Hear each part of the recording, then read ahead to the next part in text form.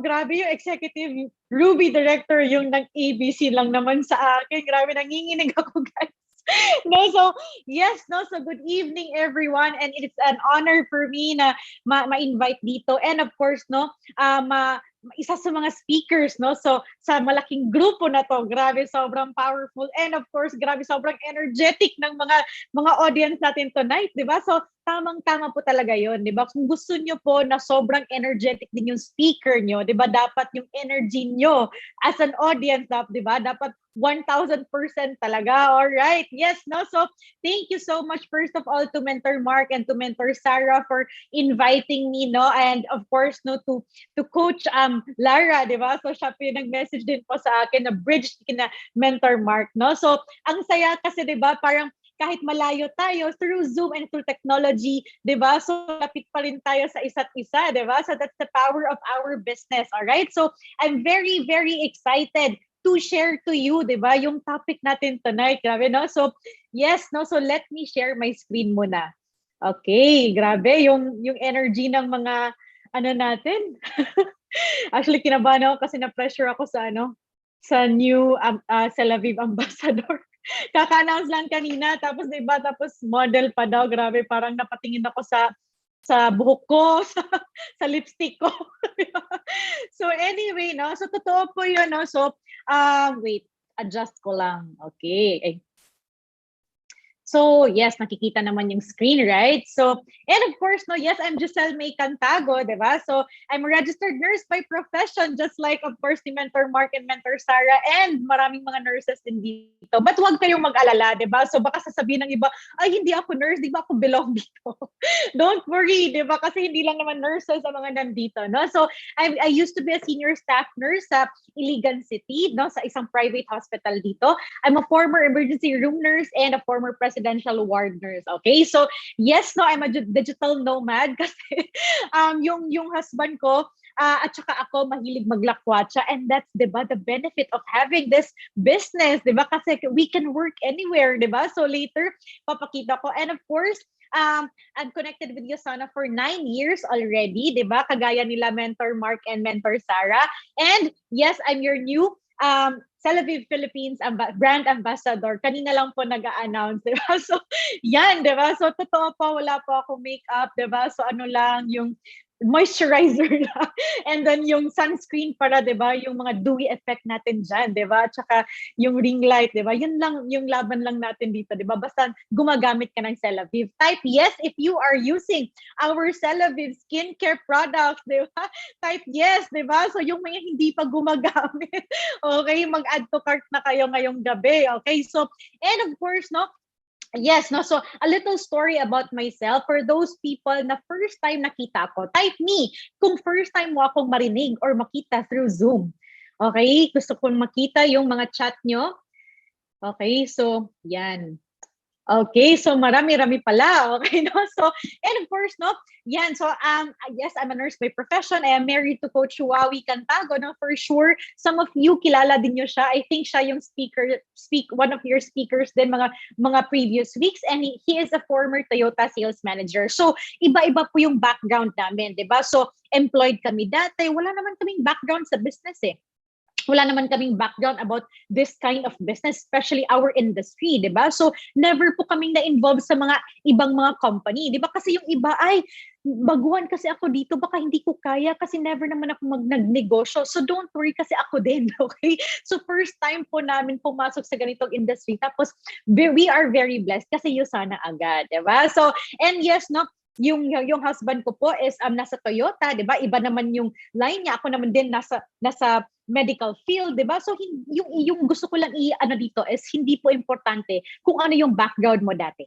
Okay? So, and of course, no, nandito tayo ngayon, it's because lahat ng pwedeng gawin natin sa business na to, na makatulong sa business, is learnable. Okay? So, of course, clap your hands, di ba? So, pat your back, di ba? So, for being here, di ba? So, congratulations, because tonight, no, I will really try my best na para magiging valuable yung gabi nyo ngayon. Okay? So, and ito, little story lang din, di ba? So, ito yung itsura ko dati. I used to be an ER nurse. Okay? So, and nag-transfer ako sa presidential ward nurse. So, being a nurse sa isang private hospital, hindi po talaga kalakihan yung sweldo. I'm sure maraming nakaka-relate dito, di ba? Sa maraming nakaka-relate sa 8,000 per month na salary. Sino ba yung more than 8,000? Congratulations. For sure sa mga public hospital, 'di ba? So mas malaki mga 15, I think 20 or more.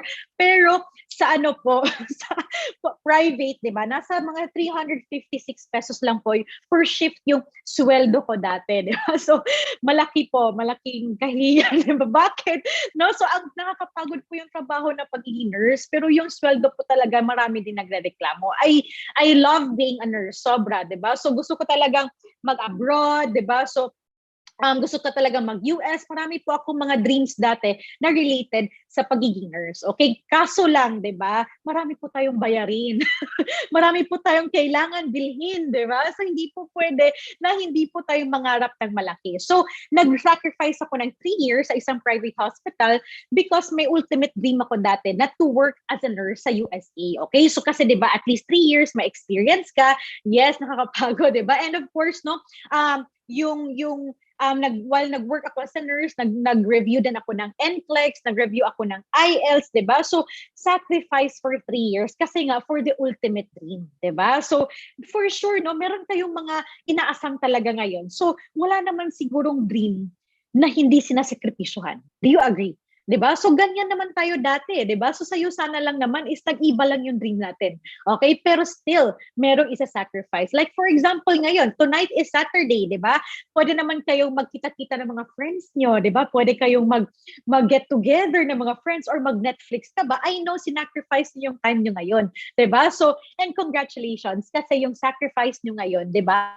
May worth yan, of course, in the future. Okay? So, eto naman yung time na who invited us, by the way, okay? So, who invited us? 2012 kasi, akala ko makakalabas na ako. At tapos, yung plano sana namin ni Coach Wawi is susunod siya sa US kasi doon kami of course, magtatrabaho, di ba? So, yung time na yung 2012, global recession, sabi ko, super frustrated ako, guys, kasi may IELTS na ako, pasado na ako sa IELTS, I was about to take my NCLEX, ang mahal kaya ng NCLEX review, right? And then, yung IELTS pa, it's 10,000 per exam, di ba? Grabe, hindi pa kasali yung review. So, ang dami na pong gastos, including the agency. Tapos, sabi ng agency 2012, ay, Miss Jecel, global recession, para mahirapan muna tayo sa US ngayon. Kung gusto mo, mag-antay ka muna ng another 3 years, saka ma-okay yung economy, tapos mag-Dubai ka muna or mag-Middle East or magtrabaho ka muna dyan sa mga hospital sa Pilipinas. Sabi ko, grabe naman, another 3 years of 8,000 per month, parang hindi ko kakayanin, di ba? So, and yan, God is so good because kahit na temporarily na-close naman yung opportunity namin sa US that time, kasi yung yung purpose naman na gusto ko talaga mag-US is to earn dollar. 'Di ba? Dollar lang naman talaga is to earn more, to provide more for our family. For sure, may mga OFWs tayo dito. The main reason na gusto nating makalabas is to earn more, to provide more for the family. Tama? 'Di ba? So, and of course, secondary na lang yung, syempre maganda yung lugar, mga ganyan. Pero sabi ko before, if there is an opportunity dito sa Pilipinas na kaya pa naman kitain yung 6 digits na inaasam-asam namin, like 200,000 per month, 300,000, kung meron ba naman yan dito sa Pilipinas, hindi na ako lalabas. 'Di ba? So yun yung iniisip namin dati. So of course, frustrated ako, and then na-approach ako ni Mentor Yen, 'di ba? So kilala naman natin sila, 'di ba? Si Mentor Yen Sir, one of our executive Ruby. So classmate ko siya dati sa high school. So that time, sabi niya, "Je, magkano pala yung sweldo mo sa pagiging nurse?" Sabi ko 8,000. Siguro naawa siya sa akin. 'Di ba? So na-introduce niya yung opportunity sa amin. Just like you, I was very hesitant, I was very skeptic kasi nga number 1, akala ko lahat ng network marketing budol-budol, scam-scam. Tama? Number 2, never po akong nag-business. Kahit lipstick, Avon, never po. Wala po talaga akong experience sa benta-benta. Kasi akala ko lang yung sana benta-benta. Diba? So number 3 is of course, gusto kong makalabas, yung focus ko talaga is mag-abroad. So there are many reasons talaga dati na pwede naman talaga akong hindi mag-continue sa'yo sana. Diba? But there is one ultimate reason kung bakit kami nag-enroll, diba? It's because that time, in denial pala kami na kailangan pala namin ng extra income.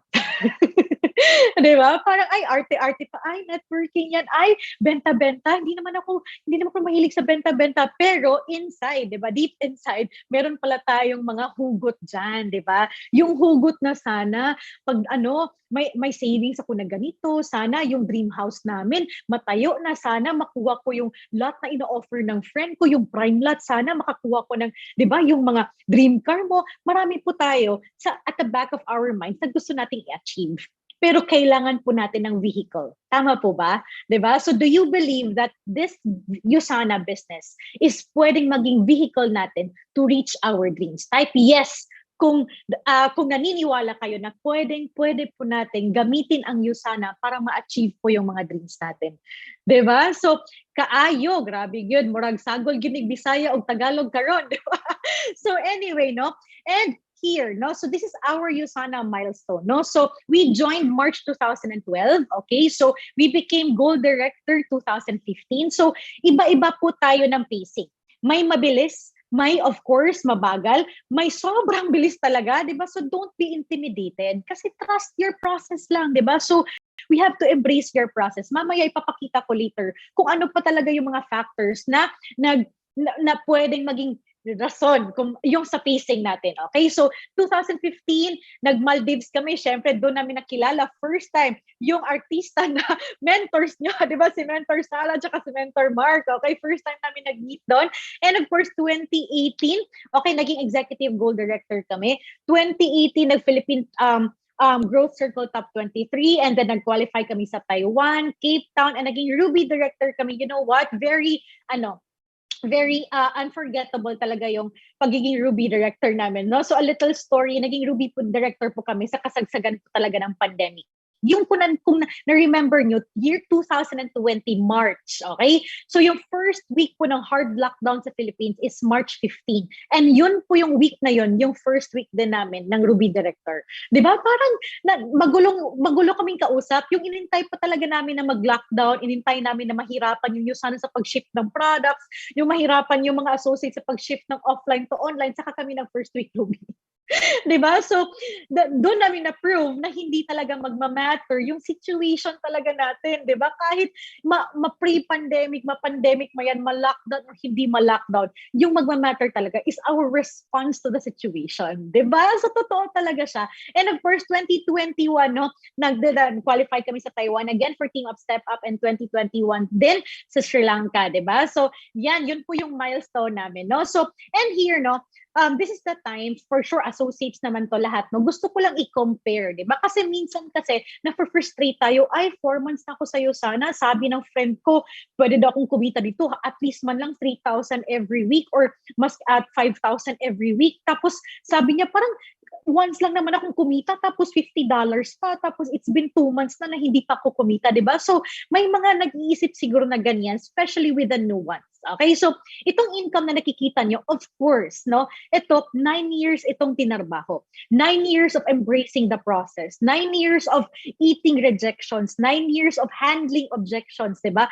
9 years of sacrifice, di ba? So 9 years of parang pagtatalo namin ni Coach Wawi, 9 years of parang yung hindi minsan nakakain sa kadami-dami ng client, di ba? So I want you to know na yung nakikita nyo na rank advancement ng mga mentors natin, di ba, para siyang tip of the iceberg lang. Pero sa loob niyan, ang dami po nating sinasacrifice, di ba? So, and of course, no, we started with here. 'Di ba? This is our first income. So, remember yung pinakita ko na na milestone, nag-join kami ng March, April, May. 2 months after, saka pa kami kumita ng first $30. Hindi pa ata yan $50, di ba? First, mga $30 to $50. Hindi ko na alam yung conversion dati. Diba? So, yung mga first $50 pala kasi iba yung compensation plan dati. So, 2 months after, sabi namin, ay, hindi na tayo siguro kikita ng mga dollars. Total, nakikita naman tayo sa parang retail, di ba? So, nag-enjoy kami muna sa retail kasi si Coach Wawi, may mga suki sa Toyota. Ako naman, may mga suki din ako ng retail sa hospital namin. So parang for me, working as a nurse na 10 hours na 356 pesos per shift, 'di ba? Kailangan ko tapusin yung 10 hours para kumita ng 356 pesos per shift. Tapos pagdating sa retail, i-share ko lang siya ng 30 minutes tapos may 650 ako na profit. Parang wow, malaki to ah. So parang nag-enjoy kami sa retail without knowing na pwede pala namin ma-maximize yung dollar na income. Pero of course, no, syempre, no, nakikinig tayo sa mga mentors natin, sa mga coaches, kung paano, di ba? Kasi we started talaga with zero skill. Sino ba sa inyo nag-start dito na ang galing-galing na? Sino ba dito yung nag-start, yung week 1 pa lang niya is naintindihan niya talaga yung lahat ng complan. Memorize niya yung product, di ba? Very rare yun. No? So, for example, kami kahit nurse po ako, ang tagal ko maintindihan yung complan. Parang sinasabi ko kay Wawi dati, bakit may papasok na points? Saan galing yung points? Paano ba nako-convert? Mga ganyan. Diba? It's been, I think, mga 3 months, 2 months, saka ko, diba, naintindihan talaga yung compensation plan. Alright? So, imagine ha, 1,500 and after a month, June na naman, after 1 month, saka na naman kami kumita ng, magkano ba yan? 4,400. And then sa June naman, dalawa lang, hindi naman talaga consistent eh. Di ba? Tapos, yung may attitude problem pa. Bakit hindi consistent ang income? Kasi hindi din kami consistent nag-a-attend ng training. Di ba? And of course, no, yung time na yan, pag July, sabi ko, grabe, akala ko every week sa compensation plan, you can earn $50 or $100 every single week. Tapos dito, parang once a month lang. Sa July po, to tell you honestly, na-discourage po talaga kami. Yung July na yan, di ba? Na-discourage pa kami sa 4,000 additional income. Di ba? Choosy. Pero yung time na yun, normal na ma-discourage, normal ma-reject. But what's important, go back to your why. Why did you, bakit ka nag-enroll sa'yo sana? Kasi yung time na yun, syempre no, malayo kami sa mga mentors, nasa Mindanao kami. And then that time, secretly, hindi alam ng uplines namin, nag-apply pa ako ng pagiging medrep. Okay? Minsan ko lang to sinishare. Okay? So, nung July na income, sabi ko, I think USANA is not for me. So, nag-apply po ako pagiging medrep. Kasi, nakikita ko sa mga medrep, ay, ang ganda ng kotse. Tapos, di ba, parang, ano sila always, tapos postura, ang daming gadgets, ang dalaw-dalawa yung cellphone, may iPad pa. Gusto ko ng mga ganyan. So, to tell you honestly, nag-take ako ng exam sa Cagayan de Oro, GlaxoSmith, if you're familiar with it, okay? And then of course, sabi ko, Cagayan na lang kasi si Wawi nasa Cagayan din Toyota, di ba? So, nagpa-interview ako. And the last part ng final interview, dumating yung boss. Tapos kung makalusot ako that time, tanggap na ako. Tapos pagdating ng boss sa isang coffee shop, yan daw yung mag-interview sa atin. Yung pag-upo niya sa table, tapos pagtingin ko sa kanya, may kotse siya, may 2 cellphone siya, may tablet siya, pero ang haggard talaga ng face niya. Parang yung hindi man lang nakasuklay, super oily yung face. Parang sabi ko, ayoko nang ganyan. Diba? So doon ko na-realize, baka sobrang stress yung trabaho niya. Diba? So after that time, bumalik ako sa USANA. Diba? So kailangan lang pala talaga makita yung realidad. Diba? So that time, we continued. Diba? So meron kaming attitude problem that time, acne po kami. Diba? So alam ko na yan, attitude. So every time may training po, i-absorb talaga natin. Every time sinasabihan kayo ng mentors nyo, di ba, na may training, be on time, be intentional with the trainings because hindi naman talaga, pwede naman hindi kayo invite ng mentors nyo personal. Parang, bahala ka dyan, business mo naman to, pero bakit ka ini-invite? It's because that's really for you, not for him or not for your mentor. Di ba? So, yan, di ba? So, that time, no? Okay, dito ka pala. Di ba? Metro. Yes, Metro Park. Okay. No, so grabe talaga yung realizations ko natin. So, and of course here, no, this is what I've been telling you, no? So, may mga ibang pacing. Siguro ngayon, nandun ka sa part na, ay, parang confused ka, doubtful ka, parang less yung learnings mo, less yung excitement mo sa'yo sana, di ba? So, baka nandun ka sa part na parang ino-observe mo pa lang, depende naman sa takbo ng business ko, or nandun ka sa part na parang gigil na gigil ka, kung saan ka man na situation ngayon, di ba? So, just embrace the process. Diba? So, it's okay to acknowledge what you are feeling right now, pero always say yes to growth opportunities. Just like this. Always say yes to your mentor. Every time sinasabihin ka ng mentor, uy, pwede ka bang mag-goal setting? Huwag ka nang parang mentor, parang busy at ako, wag, di ba? So, very special po yung time ng mga mentors natin, di ba? So, be grateful na ina-approach ka. Be grateful na sinisendan ka ng link. Be grateful na yung mentor mo active sa GC. Be grateful na yung mentor mo, grabe yung service ng mentor Mark nyo. Siya yung nag-host, di ba? Siya po yung nag-ABC. Grabe talaga, di ba? So, be grateful that you are still here and kinokontak pa kayo ng mentors nyo. Okay? So, and of course, no, and here, before we begin, okay? So, before we begin, meron lang ako i-adjust. Okay? So, yan. Before we begin our training for tonight, diba? I want to check your energy. Okay? Type excited sa chat box natin kung nandyan pa kayo and hindi pa natutulog, diba? Yung mga teammates nyo, tingnan nyo yung camera, baka wala na, diba? Natutulog na. All right. So, yes, I like the energy. So now, before we begin our training, my question to all of you, diba, is, are you ready to be a student tonight?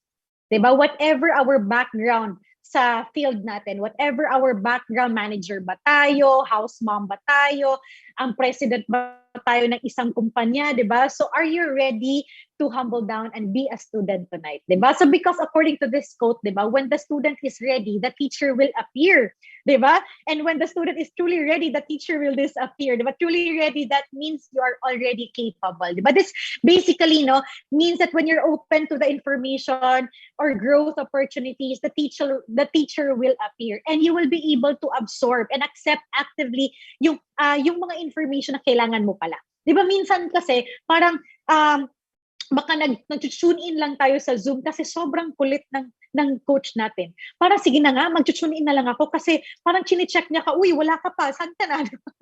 May attendance kasi yung Zoom, 'di ba? So baka ano ba yung sa Tagalog ng naglutaw ang utok. Okay. Okay, paki-translate na lang sa GC natin, 'di ba? Baka lumilipad yung utak nyo ngayon, basta lang nakikita lang ng mentor nyo na sa Zoom kayo, 'di ba? So importante po na be intentional sa mga trainings natin. So, of course, no, I remember ito talaga yung always naririnig ko dati yung uma-attend pa kami sa Manila ng mga trainings. Kung gusto kang kumita, magpakita, 'di ba? So again, kung gustong kumita, magpakita sa mga trainings, no? So, para hindi masayang po yung oras natin ngayon, syempre, no, nag-invest tayo ng time, nag-invest tayo ng energy, let's focus muna sa training tonight, okay? So, bawal muna mag-multitasking because I really don't believe sa multitasking, and of course, and wag mo nang i-on ang TV, wag mo nang mag-open ng ibang browser dyan, okay? And of course, yung cellphone natin, di ba? So, wag mo nang mag-open ng messenger, di ba? Hawak muna tayo ng ballpen at saka notebook, di ba? Paki-off muna ng Netflix, okay? Sayang yung oras, okay? So, and of course, no, here, no? So, I believe, no, one of our topics na kailangan talaga natin i-tackle tonight is about consistency. Okay? So, because I believe din na kahit gaano ka kagaling, kahit gaano ka, baka public speaker ka sa labas, diba? Kahit gaano ka kagaling, katalino, kahit gaano kalawak yung network mo or kalaki ng connection mo, pero kung hindi ka consistent sa mga actions mo, wala talagang mangyayari. Do you agree? Diba? And I also believe that the consistency, no, starts with building habits. Diba? So, sa nakikita nyo sa background dyan, diba? That's Coach Wawi. So, before kasi parang nakikita ko sa kanya yung improvement niya or merely transformation. Kasi dati hindi naman talaga siya, kung nakilala niyo si Coach Wawi 10 years ago, di ba? Hindi po barbell ang hinahawakan niya. Di ba? Red horse, tanduay, mga ganyan po yung hinahawakan niya. Di ba? Dati mga 10 years or 11 years ago. Di ba? But right now, grabe talaga yung dedication niya and nakikita ko yung habit niya. Kahit po pagod sa Zoom, pagod sa biyahe, pero kung early morning, siya po yung grabe bumangon tapos mag-workout every single morning. One day lang po yung pahinga niya. 6 times a week po siya nag-workout. Diba? So, grabe yung habit. No? So, it's because, no, sabi pa ni James Clear, no, success is the byproduct of daily habits. No? Not once in a lifetime transformation po siya. And this is the surprising power of tiny habits. Ano ba yung mga habit mo every morning na nakakatulong sa goal mo sa business mo? Isipin mo nga, paggising mo sa umaga, ano yung mga habits mo na ginagawa? 'Di ba? So nakakatulong ba 'yan? Sa pagising pa lang ng 10 AM nakakatulong ba or gumigising tayo ng 6 AM? 'Di ba? According to him, no, your outcomes are a lagging measure of your habits, your net worth, okay? is a lagging measure of your financial habits. Your weight, okay? Check your weight right now. Kayo lang yung nakakaalam. Is a lagging measure of your eating habits and exercise habits. Your knowledge is a lagging measure of your learning habits. Do you read books? Do you attend trainings intentionally? Nagno-notes ka ba talaga? 'Di ba? Do you ask mga time from your mentors, 'di ba? Your clutter even is a lagging measure of your cleaning habits, no? You get what you repeat. Okay? So it will multiply whatever you feed it, no? So remember, good habits make time your ally and your bad habits make time your enemy. Hindi po lahat ng habits good. Baka akala natin lahat ng habit mo good. You have to categorize it. Ano ba yung mga good habits ko? Ano ba yung mga bad habits ko? Okay? So, and of course, no, dito, I want you to read this one, no? So let's read it together. Okay? So the purpose of setting goals is to win the game. The purpose of building systems is to continue playing the game. So true long-term thinking is goal-less thinking. It's not about any single accomplishment. It is about the cycle of endless refinement and continuous improvement. And second, no, most important topic that we should be reminded of, lalong-lalo na sa business natin, is the purpose of goal setting. Diba? So, and ultimately, no, so I've realized that your commitment to the process, okay, will determine your progress. Kasi for example, may goal setting ka dyan. Goal set ka, pero hindi ka naman committed. Hindi ka naman consistent to do actions, tiny habits para sa goals mo. Diba? So it's like getting 1% better every day counts for a long, 1% better every day, diba? So counts for a lot in the long run, diba? So kahit for example, ay grabe yung problem ko, yung bad habit ko talaga, parang late na ako natutulog and then late na din akong gumigising. Parang hindi nakakatulong sa business ko kasi 10 a.m. na akong gumigising. Sige, bukas itatry ko 9 a.m. akong gumising. Next week na naman itatry ko 8 a.m. At least nag-improve ka. Tapos sa 8 a.m. ay dapat gawin ako. It's either isi-set ko na mag-devotion ako, tapos after that magko-coffee, and after that mag-workout, and after that mag-prospecting, di ba? So dapat you have to schedule everything and improve it day by day. Okay? So what is I would like to know, no? So what is your winning goal this 2022? Ano ba yung goal natin sa business natin ngayong 2022? Type nyo nga sa chat box kung anong rank ang gusto nyong ma-achieve by the end of the year. Diba? So, yes, gusto ko makita yung mga ruby, okay, gold, my gold, wow, grabe. How about yung iba, diba? So, wag kayo ma-intimidate. If you're a new associate right now, it's okay to type in mga PA, diba? Elite Circle, okay? So, wow, to become a NXGN mentor, diba? So, yes, long shot yan, pero it's very, very possible, diba? So, how about, ano ba yung goal mo sa fitness mo? Ano ba yung goal mo ngayon sa fitness mo? Do you want to lose weight? Do you want to be more active? Do you want to increase your endurance? Diba? So, ano ba yung goal mo sa family mo? Dagdag abs, diba? Dagdagan ng 12. Okay. Hanggang sa leeg, okay? Okay, so ano ba yung goal mo sa family mo? Do you want to improve as a mom? Do you want to improve as a dad? Do you want to spend more time with your kids? Diba? So, ano ba yung goal mo sa spiritual aspect mo? You have to be clear with every aspect kung ano ba yung goal mo. Dapat mo yung isulat, hindi lang yung nasa isip lang natin, di ba? So, dapat mo yung i-assignment ngayong gabi kung hindi ka pa nakapag-finalize sa mga goals mo pala, di ba? This 2022 sa mga different aspects, hindi lang sa business natin. Kasi di ba, I believe, no, synergistically, mag-work yan together. Our relationship with the family, our spiritual health, our physique, di ba? Or our fit, kung gaano tayo ka-fit, di ba? And of course, no, sa business natin, nakaka-apekta talaga yan. Okay? So, and of course, how your habits shape your identity and vice versa. Okay, so I've read this from sa author na si James Clear. I know some of you are very familiar with that. So outcomes pala are about what you get. Syempre, 'di ba? So processes are about what you do. Okay, those are the actions, and then the identity is about what you believe. So with outcome-based habits, the focus is on what you want to achieve. With identity-based habits, the focus is on who you wish to become, diba? So it is a simple process, no? So decide the type of person you want to be. Okay, so right now, decided ka na ba kung ano ba yung talagang gustong mangyari sa sarili mo? What type of person I want to be a leader in our business. I want to be a fit mom. I want to be like this, di ba? I want to lead this group of ladies as a spiritual aspect nila. So, in different aspect, kailangan mo talaga yung ma-identify.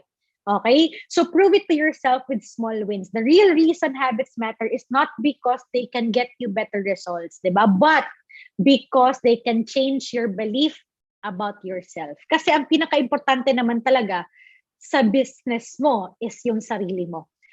Yes, no, some of you siguro nakaka-experience ng some of you siguro nakaka-experience ng grabing attrition.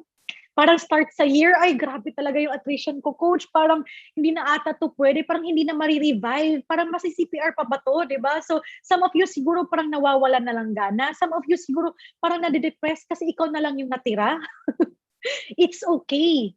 Kasi as long as nandyan ka, as long as nag-attend ka ng training ngayon, as long as yung sarili mo willing to fight, always remember na ikaw ba naman ang pinaka-importante na tao sa organization mo. Do you agree? Diba?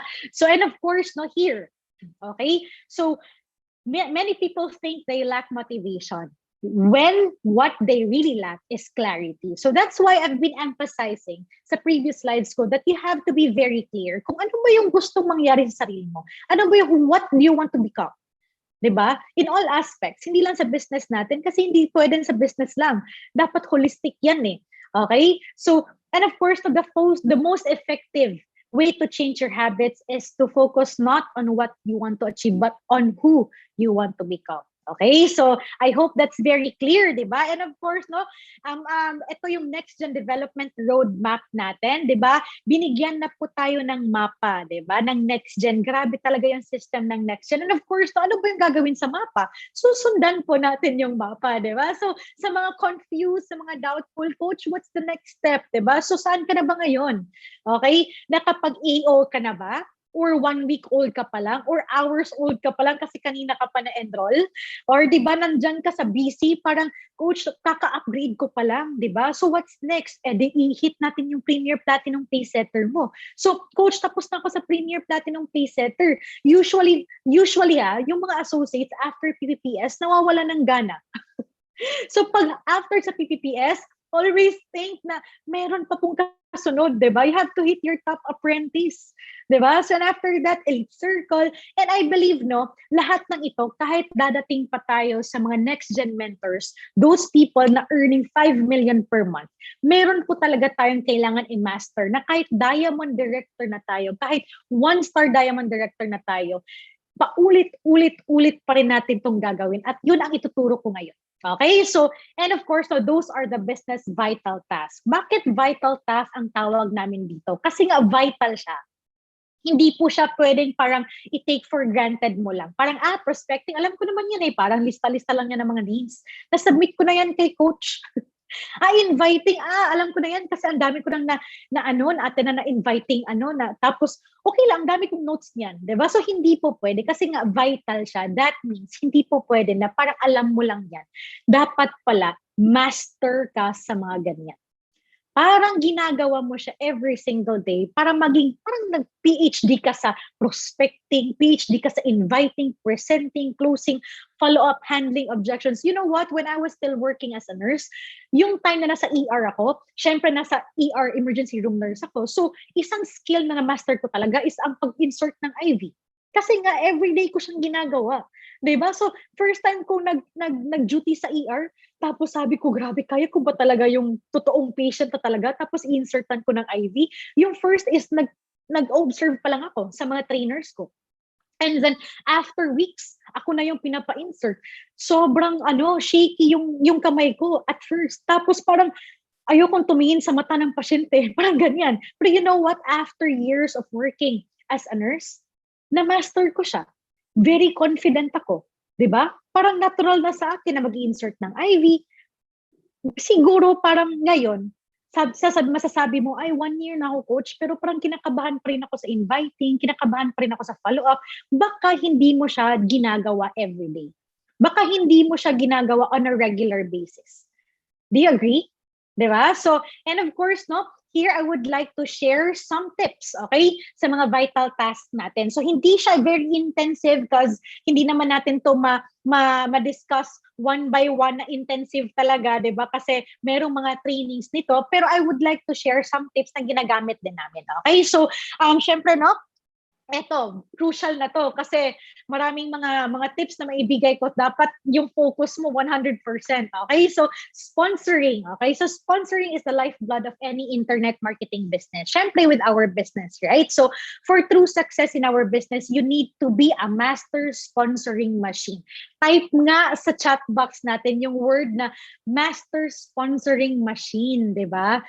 Para tatatak talaga sa utak natin na hindi pala pwedeng tayo, seminarista. Ano ba yung seminarista? Yes, always ka present sa training, pero hindi mo naman siya ina-apply, okay? Dapat talaga ginagawa natin siya, okay? So, sino ba sa inyo ang naka-attend ng mga face-to-face convention? Type me. Yung naka-attend ka ng mga pre-pandemic convention, yung nagsisigawan yung mga tao sa Mall of Asia Arena, di ba? Of course, na-miss natin yan. If you go to convention kasi ng mga ganyan, no, you will realize that most of the top income earners, di ba? Like Mentor Clark, Mentor Natsunyo, Mentor Dayan, Mentor Joanne, and all the mentors sa next gen ng mga Diamond Directors, di ba? Are top sponsors. Ang galing na lang mag-sponsor. It's no coincidence, guys. So if we want to earn more, we must sponsor. Diba? Sino ba sa inyo dito ang ayaw mag-sponsor? I'm sorry. Kung ayaw mo talaga mag-sponsor, wala talagang mangyayari sa business mo. Diba? So you may heard another saying na if you want to be successful, just copy what successful people do. In this case, it is number 1, yung sponsoring. Diba? So lead by example. Diba? Kung meron ka ng associate or downline na isa, dalawa, actually you are already a leader. Huwag kang mag-antay na, ay, sasabihin ko na leader ako pag director na ako or pag goal. No. If meron ka ng dalawang downline, leader ka na. So you must lead by example, di ba? You must do the exact action that you want your downlines to do. Di ba? So if you want your downlines to sponsor, then you must sponsor first, di ba? So minsan sabi natin, ano ba itong downline ko? Hindi naman, wala man lang direct this week. Tanong, may direct ka ba this week?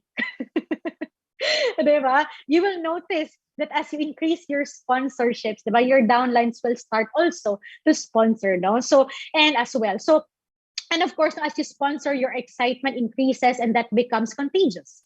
Okay? So, yung momentum ng team nyo, mag-i-increase talaga siya. So, your downlines are motivated every time they see you grow your business. And that's why, no, sponsoring is one of the best ways to motivate your organization. Sino ba dito yung wag na lang i-type sa chat box. Sino ba dito yung parang feeling nila nag-a-attrition talaga sila ngayon? Feeling nila parang unti-unti silang nawawala. Our one advice, sponsor. Kung na-build mo yung team mo from scratch, yung day 1 mo pa lang, for sure mabibuild mo yan. Multiple pa yung energy mo kasi nga may skills ka na ngayon na kaya mo nga dati nga wala ka talagang skills, hindi ka marunong mag-present. 'Di ba? Iba pa yung taga-present, how much more ngayon?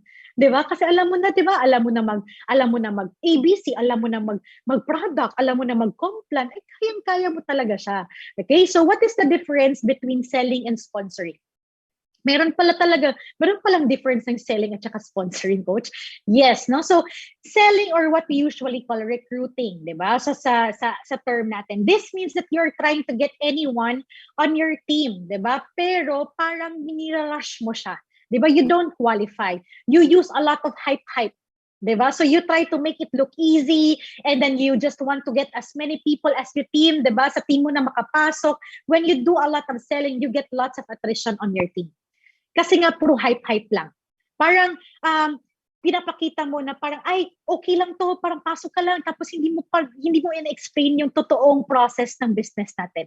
You figure that you better recruit even more people but all of your recruiting efforts go into replacing team members that you have to quit instead of actually growing your team, 'di ba? So kaya nagtataka tayo, bakit hindi nag-grow yung team ko? Bakit hindi man lang, 'di ba? Parang may na-recruit ako tapos nawawala, na-recruit nawawala, na-recruit nawawala. Maybe because you're doing the recruiting or the selling thing. So what is sponsoring pala, 'di ba? So what do you mean by sponsoring? It really takes the long term in mind. Effort na effort po siya, pero solid siya. This is where we can build a strong foundation. Diba? So you qualify instead of convince. After you sponsor someone, that's when the real work starts. Hindi po yung pag na-sponsor mo, okay, hayaan mo lang siya, tapos recruit na naman ng uli, di ba? So, true sponsors will only work, okay, hard on their downline's business as their downlines will. So, you must help your new downlines grow as well. Okay, you will grow together. Okay, so that's when sponsoring yung mangyayari. Okay, so part of the sponsoring, of course, is prospecting, di ba? So, eto na tayo. Skill number 1, prospecting. So, we have to master the art of prospecting. Kasi kung wala kang prospect list, sino may invite mo? Okay? Ipakita nyo nga, kung nasa notebook yung prospect list nyo, ipakita nyo sa camera yung prospect list nyo. Pwede nyo ba ipakita sa camera? Sino ba yung mga may prospect list? Kung nasa Excel naman, it's okay. Parang wala nagpapakita ng mga prospect list nila. Yung totoo, guys, meron ba dyan or wala? Okay, i-wave nyo lang sa nasa Excel daw. How about the others? Wave nyo lang yung notebook nyo. Okay, yung iba may nakikita na ako. Okay. So ito just a tip. Okay, it's okay na may Excel ka for your prospect list kasi may nagka-categorize kasi din kami ng mga prospect list sa Excel. Pero yung priority talaga namin is nasa notebook namin para just one 'di ba? Parang ang dali mo siyang kunin tapos gaganon mo lang siya tapos babasahin mo kung sino ba yung mga hot list mo, 'di ba? Yung mga uunahin mo na prospect. Pero yung master's list po namin is nasa Excel. Okay, so just one tip. And then of course, number 1 is you have to create an active candidate list. Okay, you have to empty your mind out and put it on paper, just like what mentor Mark said, diba? So the faintest ink is sharper than the best memory. So wag niyo pong, diba? Parang yung style ko kasi dati, yung mga trainings nga, yung mga prospect list ko nasa utak ko lang. Tapos kinabukasan, sino nga ba yung iniisip ko kahapon? Yung prospect ko na classmate ko, nakalimutan ko sino ba, di ba? Have you experienced that? So that is why it's very important na may notebook ka talaga na prospect list mo. Okay? So number 2 is you have to raise your awareness. Okay? Every day, we are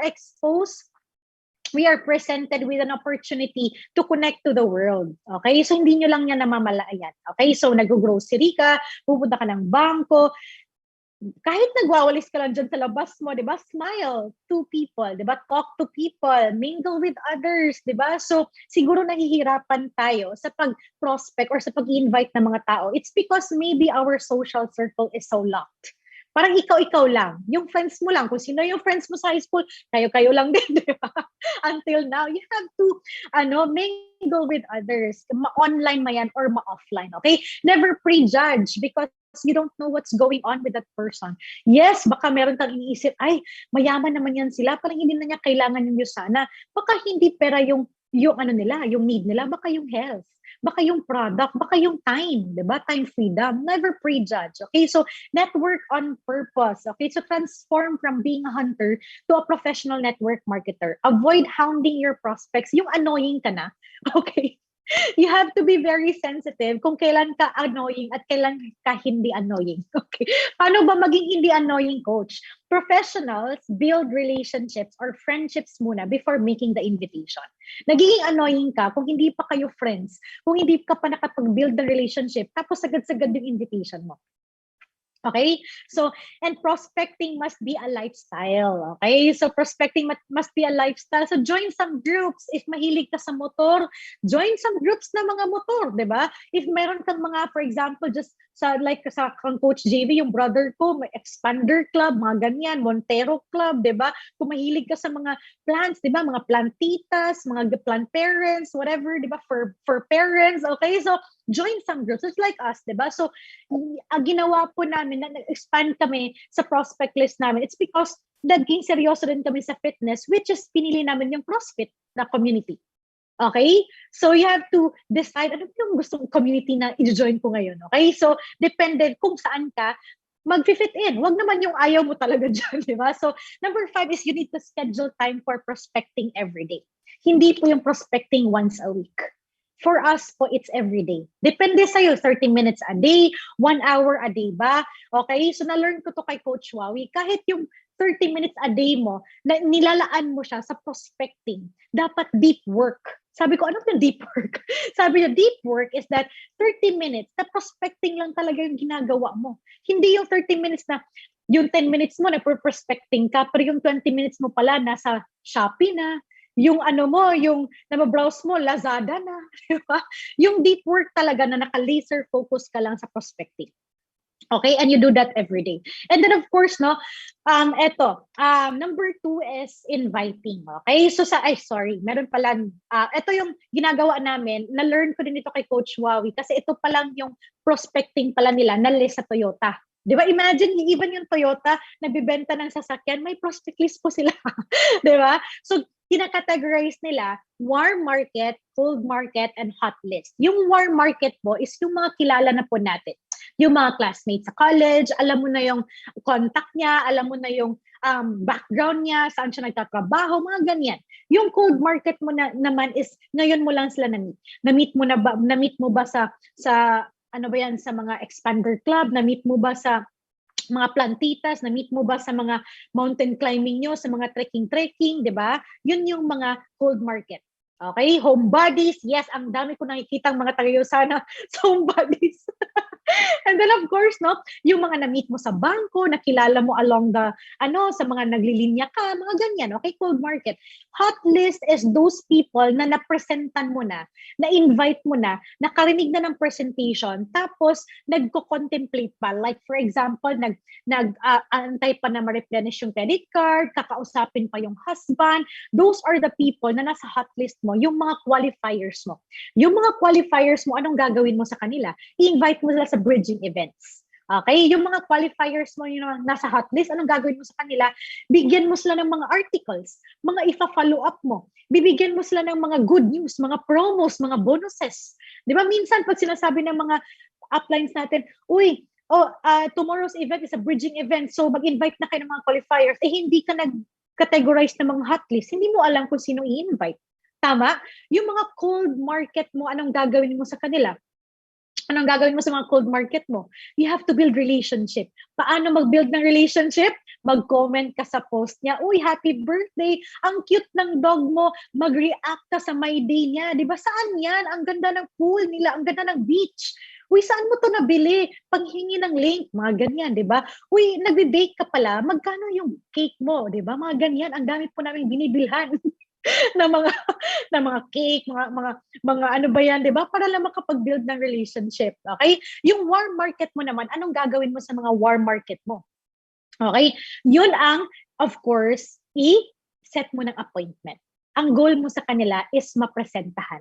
Okay? So, yun ang tip ko sa inyo sa pag-categorize ng mga prospect list natin. So, number 2 is master the art of inviting. Okay? So, sa art naman of inviting, di ba? Invitation is mostly about raising a prospect's curiosity so that he or she decides to take a look at your business opportunity. Ipapa-curious mo siya. Okay? So, inviting is the gateway skill for network marketing. So, some tips for you. Number 1, be in a hurry. Ano ba yung be in a hurry? People are always attracted to a person who's always busy and has things going on. So, ano ba yung meaning nito? For example, mommy ka. May 2 kang anak, toddler, tapos nagtatrabaho ka sa isang bangko, tapos i-invite mo si Miss Honey Rose. Sasabihin ko, for example, mommy ako na nagtatrabaho sa isang bangko. Uy, Miss Honey, Honey, di ba? Alam mo naman na sobrang busy ako, di ba? Sorry ha, hindi ako naka-reply last time. Kasi alam mo naman, may 2 anak ako, tapos minsan nag-overtime pa ako sa work, di ba? So, but you know what? May sobrang importante at sobrang excited ako na i-share sa'yo. Di ba? So, parang, ma-realize ni Honey, grabe naman tong raketera ng mamshi na ito. Parang may 2 anak pa siya, tapos nagtatrabaho pa siya, tapos may extra racket pa siya. Parang curious ako sa sasabihin niya. Diba? So, nag-gets nyo? Okay? Hindi po magiging interesado yung isang kliyente kung ang nag-i-invite is naglalaro lang po ng ML, tapos tambay-tambay lang. Okay? So, number 2 is compliment the prospect. Okay? Compliment must be sincere. It opens the door to real communication, diba? So, for example, ibibigay mo na yung i-compliment mo yung isang guest mo. Uy, you know what? You have an amazing mind for business and can see things other people don't see. Na-observe ko talaga yan since college pa tayo. Parang iba talaga yung mindset mo when it comes to business. O, diba? Parang tumaba yung heart niya. Tapos pag invite mo, diba? Most probably, mag-yes yan kasi na-compliment mo, diba? Wag lang yung bola-bola ha. It must be sincere. And of course, no, make the invitation, diba? So, there are samples here na direct, indirect, and referral approach. Okay? Depende sa inyo. Mga examples lang to ha. So direct approach, hindi naman necessary na word by word nyo siya gagayahin, 'di ba? Ideas lang. Pwede nyo siyang kunan ng ideas. Okay? So for the direct approach, 'di ba? So, when you told me ba, 'di ba nag-chat tayo last week that you need to find a job, were you serious about it? Kasi or nagjo-joke ka lang? Kasi I guess I found a way to solve that. Meron akong kasi parang pumasok sa isip ko, ikaw yung na remember ko. And then gusto kong i-share to sa'yo. Okay? So, or indirect approach. I found a business I am really excited about and I'm nervous as well. Kaka-start ko lang din kasi, alam mo naman, meron akong main job, tapos part-time ko lang to. So, pangdagdag ng source of income kasi, di ba, may 3 akong anak, ganyan. So, but before I get going, I need to practice on someone friendly. And syempre, ikaw yung unang naisip ko kasi ikaw yung pinaka-friendly sa mga kilala ko. Would you mind if I practice on you? Okay? So how about referral approach, di ba? Who do you know that might be looking for a strong business they could run from their home? Uy, kanang nanono, Bisaya. Uy, okay, ano ba yung mga pangalan? Hey, Jean, alam ko super busy ka, pero may tanong lang ako, who do you know that might be looking for a strong business that they could run from their home? Yung mahilig sa work from home ba or naghahanap ng source of income na pwedeng gawin nila sa bahay. Tapos alam mo na si Jean, mommy siya. Tapos may trabaho siya pero gusto sana niya na, 'di ba, magstay lang sa bahay kasi nahihirapan siya i-juggle yung work niya at saka yung anak niya, 'di ba? So yung mga ganyan, that's the purpose of observing your prospects sa mga my day nila. Para alam mo yung background nila a little, 'di ba? So, and here 'di ba? So, next, okay, number 3, okay, master the art of closing, 'di ba? So, we have to master the art of closing kasi hindi po pwede hanggang inviting lang tayo at saka prospecting, okay? Closing is often the most painful part of the sales presentation. Agree ba tayo? Dito po tayo nasasaktan. Dito po tayo para nanggigigil tayo na i-block yung friend natin, 'di ba? Dito po tayo parang di ba? Parang ang ano niya, parang gusto ko siya i-delete, di ba? So, and of course, dito tayo na-discourage and napapaisip kung yung sana is really for us ba. But you know what, no? All sales skills, including closing, are learned and learnable. And I want you to know that yung mga rejections and objections, especially sa closing, 'di ba? Normal po 'yan. Kahit po diamond directors, 'di ba? Nare-reject din po sila at saka 'di ba, yung closing natatakot din minsan-minsan. Okay? So, why the close is difficult? Because tinatanggap natin ang mga rejections seriously, personally. Agree ba kayo dyan? 'Di ba? Parang nasasaktan kayo kasi parang grabe naman yung word na no, parang bakit ang sakit-sakit kasi seryoso niyo siyang tinatanggap.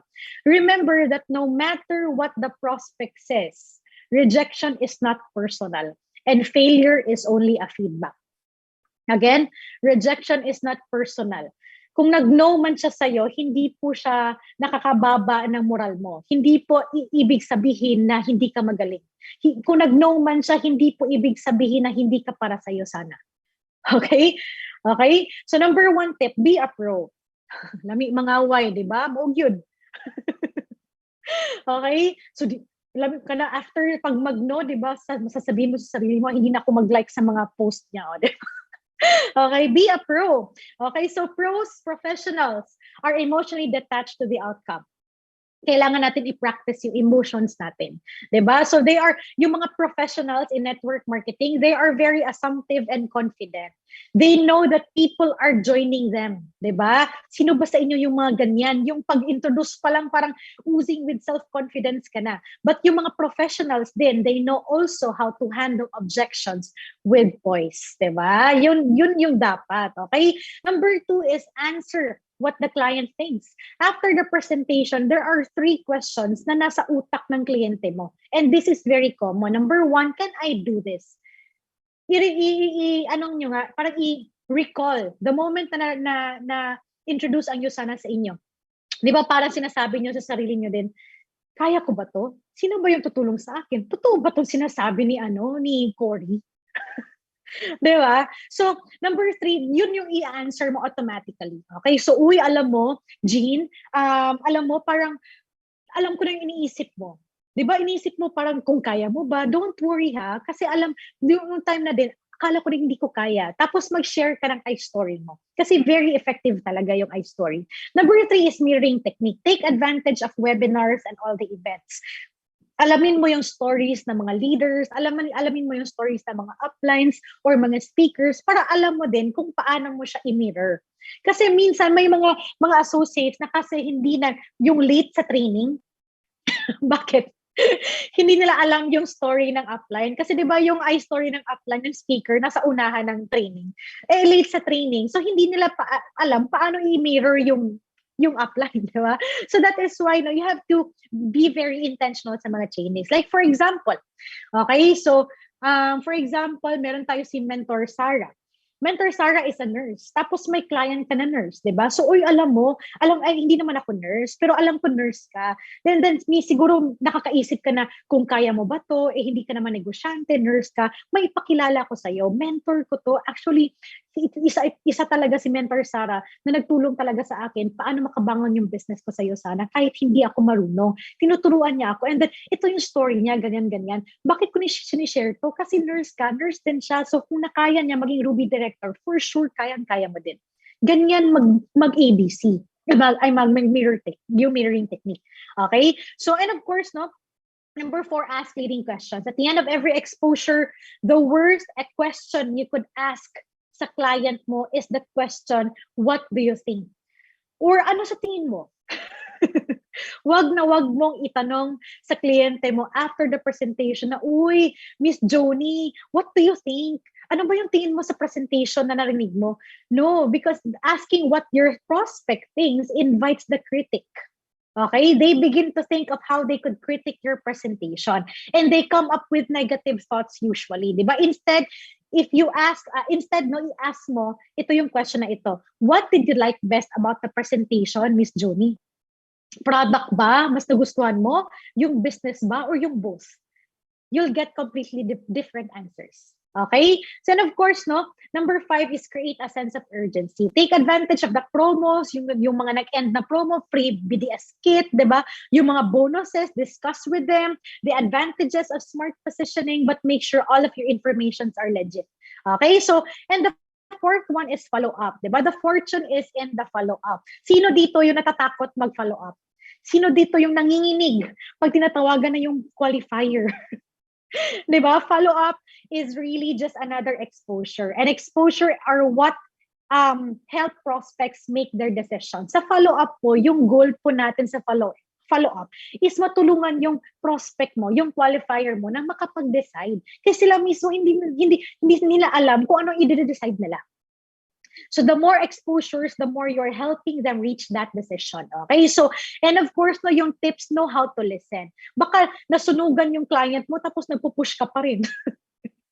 Diba? Don't burn the bridges behind. Kung hindi talaga niya kaya, if it's not a no today, then it's not a no forever. Huwag kang mag-alala. I-follow up mo siya 6 months from now kung hindi talaga niya kaya ngayon. Parang kung walang-wala talaga siya, sige, ilagay ko na lang siya 3 months from now, i-follow up ko 6 months from now or next year. Meron akong barkada na nag-register siya 2 years after na napresenta namin siya. Kasi nakita niya naging gold kami, saka pa siya na-enganyo mag-register. Diba? Kung inaway mo, hindi siya mag-register sa'yo, sa iba siya mag-register. Okay? So give dates and updates. For example, yung purpose niya yung gusto niya sa'yo sana are the products. Uy, meron akong isa na link sa'yo. You know what? We have just launched new products today and it's for the mood. Diba yung calm response? Diba sino ba yung mga nasi-stress sa mga political post? O diba? Na kayo, calm response.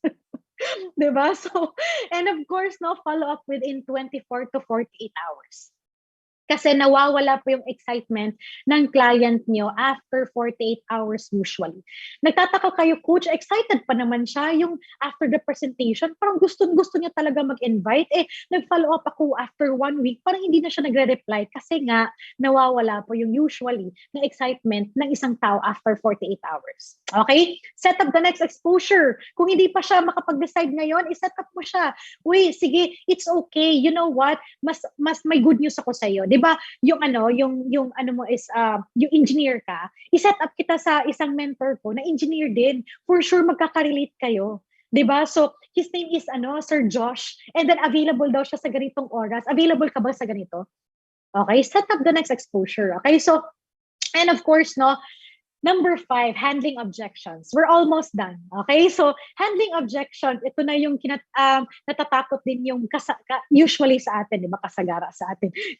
Objections are signposts that lead to you step by step toward closing the deal. Malapit na. Huwag kang matakot sa objections kasi pag may objections, malapit mo na yung maklose yung deal. Okay? So, the fact is, if there are no objections, there is no interest. Mas matatakot ka kung yung kliyente mo after the presentation or during the presentation, walang reaction at saka hindi nagsasalita. That means hindi siya nakikinig, di ba? In reality, okay, successful sales have twice as many objections as unsuccessful sales. The more objections you get, syempre, di ba, the more likely it is you're moving toward actually making the sale. Okay? So, kailangan mong tanggapin na sa business natin, meron talagang rejections. We eat, di ba, rejections sa breakfast pa lang. Kahit naman mga top leaders natin, for sure. Di ba, yung mga diamonds natin, no, meron pa rin silang mga rejections. Yung difference lang, hindi na sila naapektahan. Okay?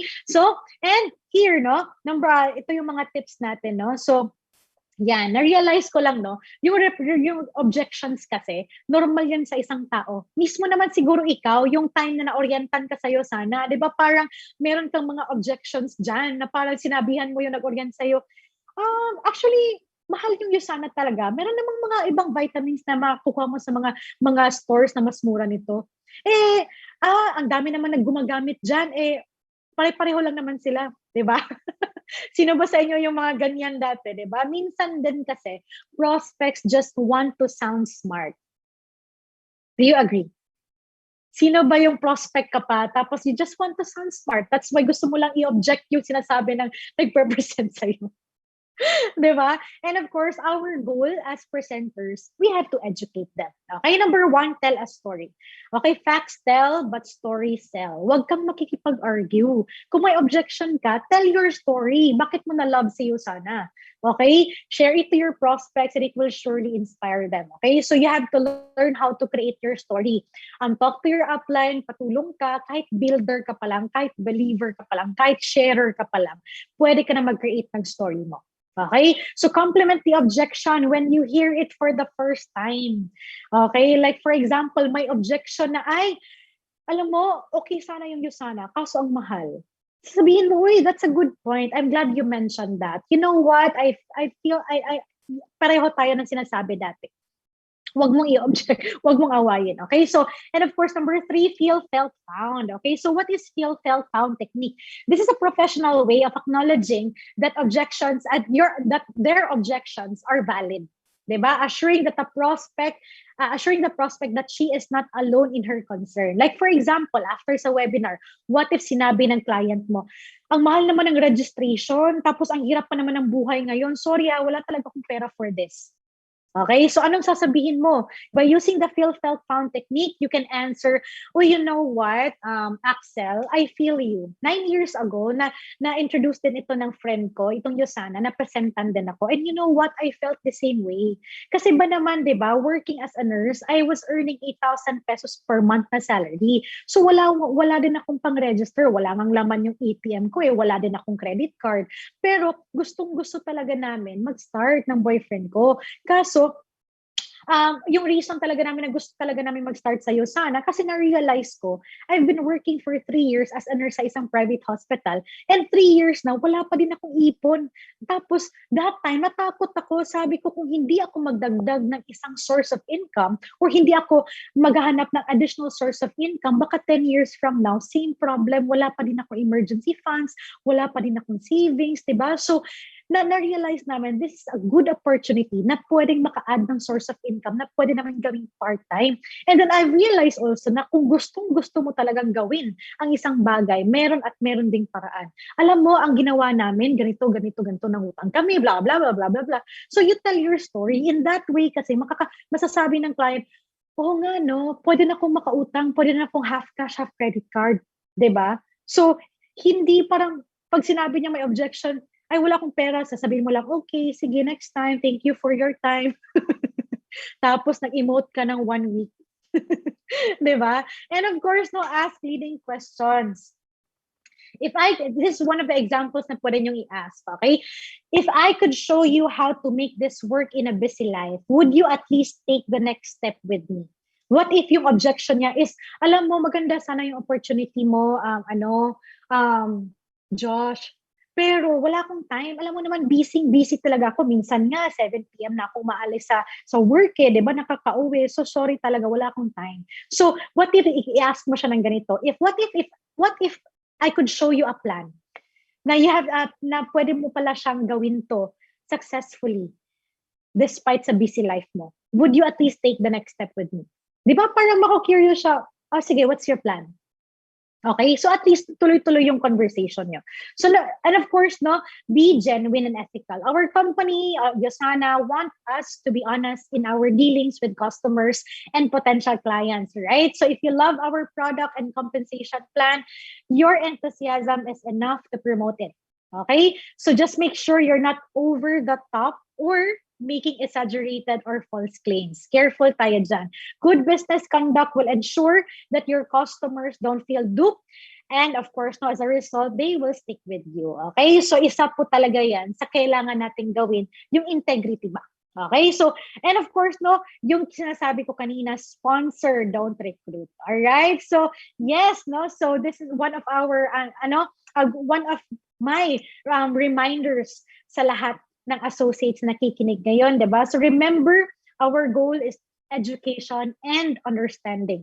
Okay? Yung mga client po natin, hindi po nila naiintindihan yung ginagawa natin. That is why we have to be very patient and take time na ipaintindi sa kanila. Okay? It's not to win an argument. Our job is to help blind people see when someone brings up a negative question or if they offer an objection, all they are really doing is helping you to identify one of their blind spots. Okay ba? That's from Eric Worre, no? So doon ko talaga naintindihan, yung mga objections lang pala talaga nila is yung mga blind spot na yung responsibility natin is ipa-understand sa kanila. Alright? So there's nothing personal about that. Okay, so practicing natin, i-detach yung emotions natin. And this is my last slide, no? If you succeed in this business, it's going to be you who creates that success, not us, not your coaches and not your mentors. And if you fail in this business, it's going to be you who creates that failure. Hindi rin kami. If nag-decide ka na mag-quit, if nag-decide ka na hindi nang mag-a-attend ng training, if nag-decide ka na, ipastop ko na lang yung Sana kasi hindi to para sa atin. If magpapatalo ka sa mga sinasabi ng utak mo, diba? So, ikaw din ang nag-entertain yan at ikaw ang nag-decide, hindi kami. Okay? So you're going to be the difference between success or failure. Okay? So we are here, your coaches and your mentors to guide you every step of the way. But always remember that we cannot do it for you. Yung prospecting po, yung inviting, yung closing, hindi po kami ang gagawa niyan. That is why we are here to help you how to do it effectively. But yung call to action po is nasa inyo. We are here to work with you, but not for you, diba? So yes, no, that's still from Eric Worre. And thank you so much for listening and for being attentive. And thank you so much for your energy. And I'm very grateful for this opportunity to share some tips and our journey sa Yusana and sa business natin. Yes, follow us on Instagram account and sa Facebook. Mostly sa Instagram kasi at least hindi na kailangan i-approve, di ba? That's my account, no? So maraming salamat for inviting me and have a great time.